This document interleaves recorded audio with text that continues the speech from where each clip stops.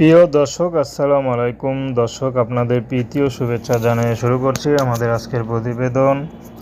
তো দর্শক, আজকে আমরা এক অসহায় মেয়ের গল্প তুলে ধরব, যার নাম হচ্ছে সাইমা। সাইমার বিয়ে শাদী হয়নি। সাইমার বাবা আগে ইলেকট্রিক কাজ করতো, তো বর্তমানে তার বাবাটা শর্ট খেয়ে মারা যায়। তার মা আছে, তার ছোট একটা ভাই আছে।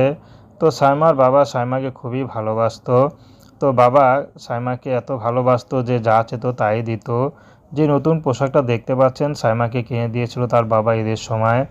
তো যাই হোক, এখন বাবাটা নাই, সাইমা নতুন পোশাক তো পরের কথা, একটু যে ভালো নর্মাল পোশাক কিনে পরবে সেই অবস্থা তাদের নেই। এর মধ্যে সাইমা দেখতে দেখতে বিয়েরও বয়স হয়ে গেছে, বিয়ে শাদী করতে হবে। কিন্তু অভাবে সংসার কে তাকে বিয়ে করবে? যারাই বিয়ে করতে আসে তারাই শুধু যৌতুক চায়। তো এই জন্য সাইমা এখন ইউটিউবে এসেছে, যদি ভালো একটা মানুষ পায় তাহলে সে যেমনই হোক সাইমা বিয়ে শাদী করতে রাজি আছে। সাইমার ব্যক্তিগত কোনো পছন্দ নেই, কোনো চাহিদা নেই।